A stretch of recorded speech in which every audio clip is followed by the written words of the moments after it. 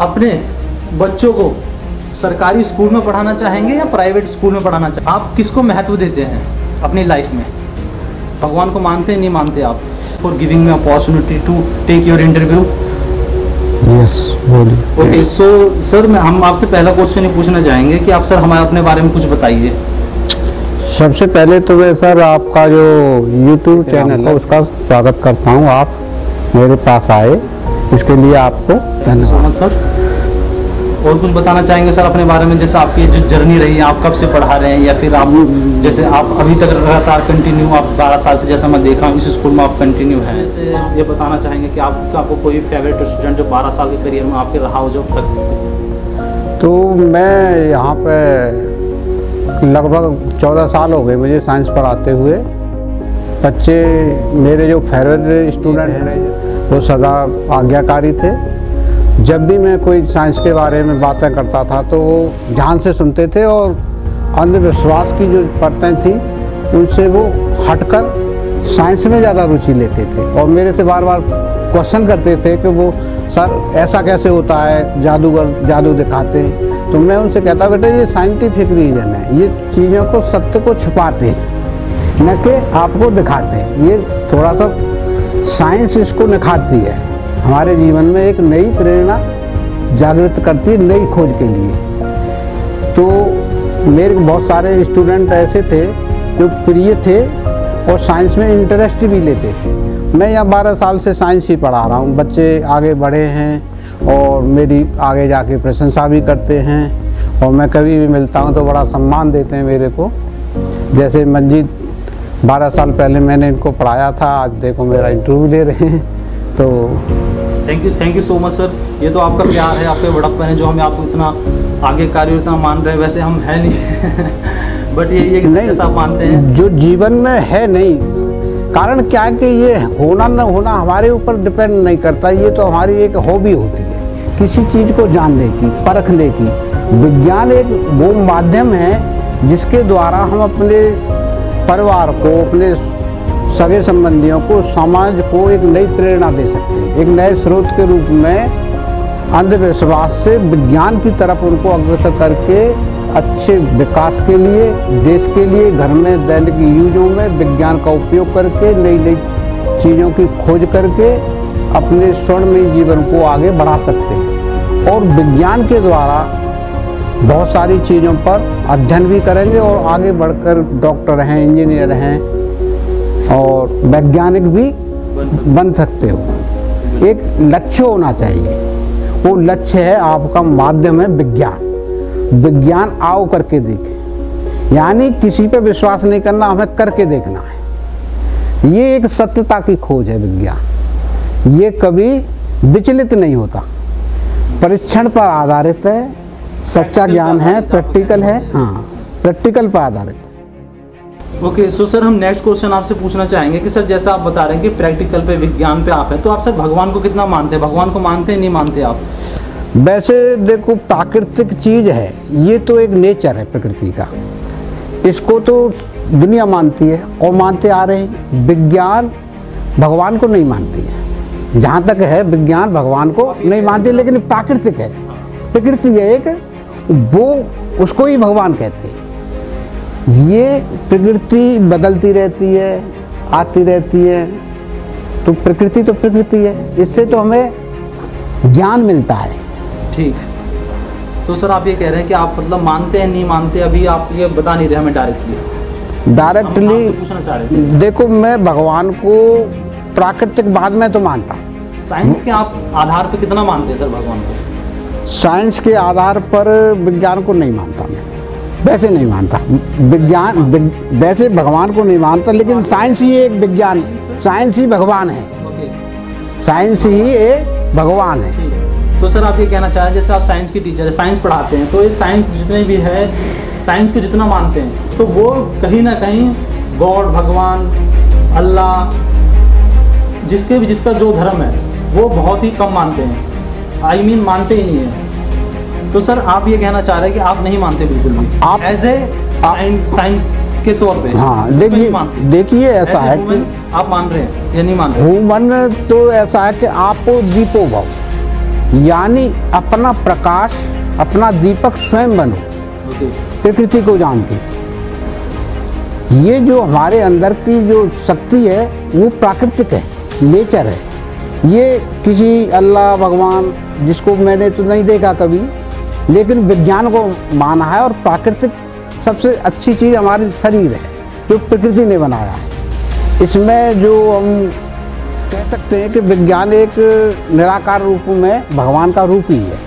विज्ञान है जो निराकार रूप में भगवान है, लेकिन भगवान के कभी दर्शन नहीं किए। कहीं ना कहीं तोल मोल, कहीं घुमा घुमा के जवाब दे रहे हैं कि डायरेक्ट नहीं बोल पाए हैं कि मतलब मानते हैं नहीं मानते। ठीक है, तो बेसिकली ये कहीं ना कहीं उसमें है कि हाँ ये मानते हैं। तो सर नेक्स्ट क्वेश्चन आप पूछना चाहेंगे आपसे कि सर आपने ये जो टीचर है इसी का प्रोफेशन आपने क्यों चुना? हमारे पास बहुत सारे फील्ड है, टीचर बनना है, आपने ऐसा क्यों क्या सोचा सर इसमें? देखो, मेरी जो बैकग्राउंड है, मैं ग्रामीण क्षेत्र से पहली बार, वहाँ गांवों में बहुत अंधविश्वास का बढ़ावा है। तो समाज को जो अंधविश्वास से निकालने के लिए एक विज्ञानी एक ऐसा माध्यम है जो समाज को एक नई चेतना दे सकता है, विकास कर सकता है।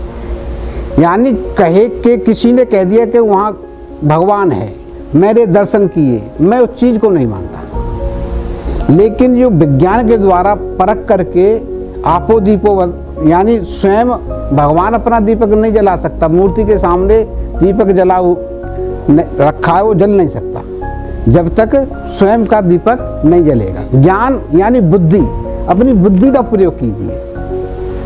बहुत अच्छे से। तो भाई सर ने यहाँ पर हमें जो बोला है, ये बहुत बड़ी बात बोली है कि सर जो बिलोंग करते हैं वो रूरल क्षेत्र से करते हैं, ग्रामीण क्षेत्र से करते हैं, जो बहुत ही कम लोग वहाँ से निकल पाते हैं। तो सर जैसा बता रहे हैं, बहुत अच्छी बात बता रहे हैं हमें कि हाँ उसमें से उन्होंने देखा कि हाँ जितने भी ग्रामीण हैं बहुत ही पिछड़ा वर्ग है, तो सर वहाँ से आए, कहीं ना कहीं ये सोच अपनी लेकर आए हैं कि हाँ कि मुझे ये इस प्रोफेशन में जाना है। और ये चीज़ बहुत अच्छी लगी हमें सर आपकी। Thank you so much for आपको बताने के लिए। नेक्स्ट क्वेश्चन आपसे पूछना चाहेंगे कि सर आपकी वीकनेस क्या है? आपकी कोई ना कोई वीकनेस होती है इंसान की, आपकी क्या है सर? मेरी वीकनेस देखो, लैंग्वेज में तो इंग्लिश में नहीं बोल पाता, क्योंकि ग्रामीण क्षेत्रों में इंग्लिश का कोई महत्व नहीं देते थे, न पढ़ाने वाले थे। मेरे समय में मैं क्लास 6 से ABCD सीखी थी मैंने। और वहाँ का जो वातावरण था, मेरे पिताजी पढ़े हुए नहीं थे, मेरे भाई पढ़े हुए नहीं थे, यानी चिट्ठियाँ भी हम पढ़वाते थे किसी दूसरे गांव में जाके पढ़े लिखे व्यक्ति से। तो ऐसे इलाके से मैं आया और मैंने फिर काफ़ी प्रयत्न किया पढ़ने का, अपने आप में अपने को संभाला। और मेरे से बड़े बड़े भाई हैं, वो नहीं पढ़ पाए, मैं पढ़ गया किसी भी तरह से। और फिर मेरा एक रुचि विज्ञान में ही ज़्यादा थी, तो मैं वनस्पतियों के बारे में, जीवों के बारे में और बच्चों को जागरूक करने के बारे में, समाज को एक नई चेतना के माध्यम से बताना चाहता हूँ। जैसे कि मैं रिटायरमेंट के बाद भी मैं छोटे मोटे बच्चों को कहानियों के माध्यम से, विज्ञान के द्वारा, ये अंधविश्वास जो चैनल टीवियों पे आ रहे हैं, बाबाओं के नाटक आ रहे हैं, काफी बाबा जेल भी जा चुके हैं। हाँ, काफ़ी बाबा जेल भी जा चुके हैं। तो उस अंधविश्वास को, नई पीढ़ी को उससे जागरूक करने के लिए मैं ये कार्यक्रम करूँगा। और अब भी मैं सचेत करता रहता हूँ। मंदिरों में मत जाइए, पढ़ाई नहीं करोगे तो भगवान नहीं नंबर नहीं दे सकता आपको, जब तक आप स्वयं नहीं पढ़ोगे या किसी से सहायता लो। मैं ऐसा टीचर हूँ, मैंने अपने स्टूडेंट से अपने जीवन में कभी भी ये नहीं कहा कि मैं नहीं बताऊँगा। मैंने ये कह दिया उनसे, क्लास में जाता हूँ, पढ़ाता हूँ, कभी भी तो कोई भी क्वेश्चन आए, मैं खाना खा रहा हूँ, बैठा हूँ, कभी भी आइए, निर्धड़क पूछिए मेरे से, मैं आपको बताऊंगा। मेरा कर्तव्य है ये। विज्ञान आओ करके सीखे, परीक्षण के द्वारा, किताबों के द्वारा, यानी ज्ञान को विकसित करना, यानी मूवमेंट अंधविश्वास से एक जागृति की तरफ ले जाना अपने जीवन को, वो सुखमय हो सकता है। जैसे आपो दीपो भव, अपना दीपक स्वयं बन सकता है व्यक्ति, न कि दूसरे का।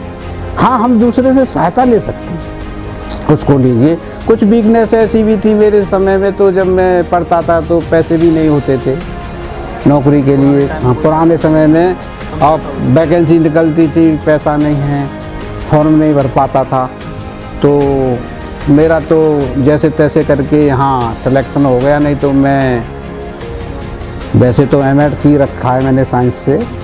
काफ़ी प्रयास किए मैंने आगे बढ़ने के लिए। डिग्री कॉलेज में वही अंधविश्वास यानी थोड़ा सा भ्रष्टाचार की वजह से हम जैसे लोगों को, सरकार को बोल सकते ज़्यादा भ्रष्टाचार था? नहीं, सरकारें तो सभी भ्रष्ट ही हैं लगभग।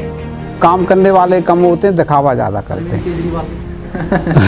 अरविंद नहीं, अरविंद के नहीं हमारे टाइम पे तो नहीं था। देखो, अरविंद केजरीवाल जी मुख्यमंत्री हैं हमारे प्रदेश के।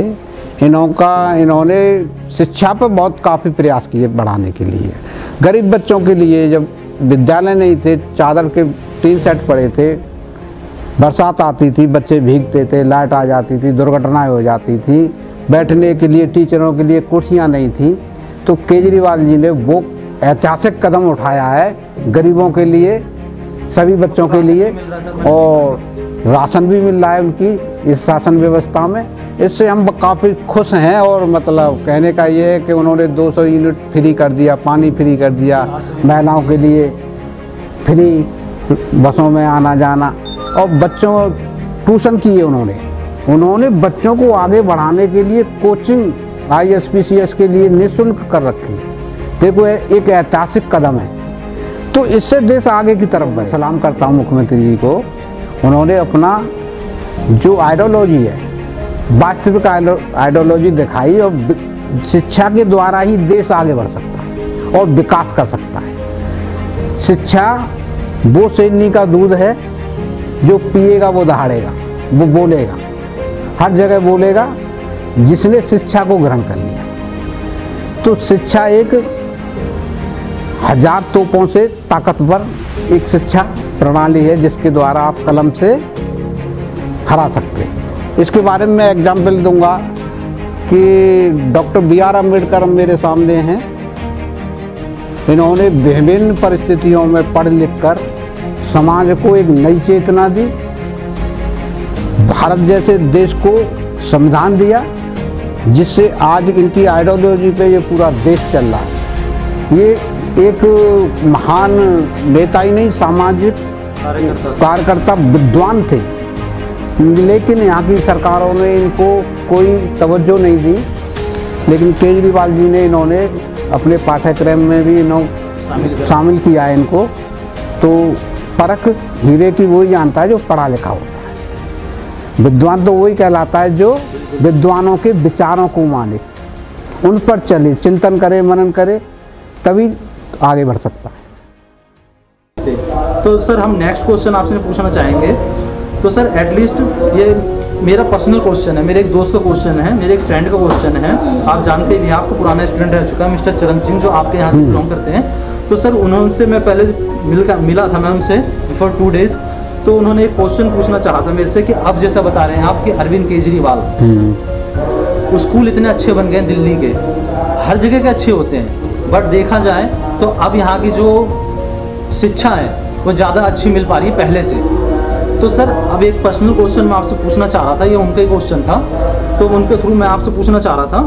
तो आप सर अपने बच्चों को सरकारी स्कूल में पढ़ाना चाहेंगे या प्राइवेट स्कूल में पढ़ाना चाहेंगे? इसका आप क्या बोलना चाहेंगे इस पे? मैं सर अपने बच्चों को सरकारी स्कूल में पढ़ाना चाहूँगा। उसका रीज़न क्या है सर? उसका रीज़न है कि पब्लिक स्कूलों में दिखावा ज़्यादा है, पैसे की भरमार है। वहाँ पर जो ज़्यादा पैसा देता है वो फैसिलिटी देते हैं, लेकिन हमारे मुख्यमंत्री केजरीवाल जी ने वो करके दिखा दिया है जो पब्लिक स्कूलों में नहीं है, जो सरकारी स्कूलों में है। आज शिक्षा के मुकाबले में, पढ़ाई के मुकाबले में हमारे दिल्ली सरकार के स्कूल पब्लिक स्कूलों को पीछे काफ़ी छोड़ चुके हैं, और वो सुविधाएं तैनात की हैं। एक्सीलेंस स्कूल बनाए 5 दिल्ली में, जो पब्लिक स्कूलों में नहीं। और रही बात गरीब बच्चों के बैठने उठने की, तो वो बहुत अच्छी सुविधा की है उन्होंने। तो यहाँ कोई कमी नहीं, यहाँ बड़े विद्वान लोग पढ़ाते हैं, तप के आते हैं, कठिन परिश्रम करके आते हैं और नन्हे मुन्ने बच्चों को पढ़ाते हैं। थोड़ा सा ये कहूँगा कि जो बिलोंग है, हमें पहले इस जो बच्चे आते हैं बैकलॉ से, गरीब परिवारों से, इनको खाने के लिए नहीं है, सुबह शाम माँ बाप अपने ड्यूटी पे निकल जाते हैं, बच्चे अकेले रह जाते हैं। तो ऐसे बच्चों को हम आगे बढ़ाएंगे तभी देश हमारा आगे बढ़ेगा। आप किसको महत्व देते हैं अपनी लाइफ में? अपनी लाइफ में तो मैं अपने बड़े भाई हैं उनको महत्व दूंगा, क्योंकि उन्होंने मुझे आगे बढ़ाने के काफ़ी प्रयास किए, पढ़ाया, अपने पास रखा। माता पिता तो मेरे अनपढ़ थे, लेकिन उनकी कृपा से, उनकी दया दृष्टि से उन्होंने जो कुछ खर्च किया मेरे लिए, उसका फल है कि मैं आपके सामने हूँ और अध्ययन कर रहा हूँ और आगे बच्चों को भी पढ़ाता रहूँगा और समाज को भी संदेश देता रहूँगा। नन्हे मुन्ने बच्चों को कि पढ़ो, बिना पढ़ाई के कोई भगवान तुम्हारे भला नहीं कर सकता। तुम अंधविश्वास से निकलो बाहर, आपो दीपो। अब जब तक आप कर्म नहीं करोगे जब तक कुछ नहीं हो सकता। मैं तो कहूँगा केजरीवाल जी ने बहुत अच्छा सराहनीय कार्य किया। मिड डे मील भी मिलता है समय से, बच्चों को पैकेजें दी जा रही हैं, नए नए सर्च हो रहे हैं, काफ़ी सामान, शिक्षा पे इतना बजट, बहुत बड़ा बजट किया है। कोई अब असुविधा नहीं है इसमें। कोई भी बच्चा, कोई भी पेरेंट्स अपने बच्चों को यहाँ एडमिट करा सकता है। यहाँ पब्लिक स्कूलों की तरफ न जाके सरकारी स्कूलों की तरह अग्रसर हों तो देश भी आगे बढ़ेगा। देश आगे बढ़ेगा तो और हम भी आगे बढ़ेंगे, समाज भी आगे जागरूक होगा और आप जैसे नवयुवक और आगे तरक्की करेंगे। एटलीस्ट आप सपने बारे में हमें कुछ बताइए। आपका सपना क्या था? शुरू से हमेशा एक सपना जो रहता है ना कि हाँ मुझे ये करना है और उसको आपने अचीव करा। देखो मेरा सपना था, टीचर प्रोफेशन की बात नहीं कर रहे थे। ना, मेरा सपना तो ये था कि मैं डॉक्टर बनूं, क्योंकि बिना इलाज के बहुत सारे ग्रामीण क्षेत्रों में बिना डॉक्टर के बहुत सारी डेथें हो जाती थी उस समय। तो हम काफ़ी दूर प्रयास करके हॉस्पिटलों में भर्ती कराते थे महिलाओं को, उनको। तो मैंने ये सीखा कि अगर मैं पढ़ लिख के कोई डॉक्टर बन जाऊँ तो ग्रामीणों में कि कोई चिकित्सा खोल के उनकी सेवा कर सकूँ, लेकिन वो हो नहीं सका। कुछ परिस्थितियाँ ऐसी रही और कुछ पैसे का अभाव रहा और कुछ थोड़ा सा शिक्षा का भी, इतने अच्छे स्कूल नहीं थे उस समय जिससे कि मैं वहाँ तक पहुँच सकूँ। मेन चीज़ पैसे की प्रॉब्लम थी। तो बेसिकली जब बताते हैं कि हम रूरल फैमिली से बिलोंग करते थे, बहुत ही पिछड़े वर्ग से सर निकल कर आए हैं, जो यहाँ तक आए भी हैं वो भी बहुत बड़ी बात है।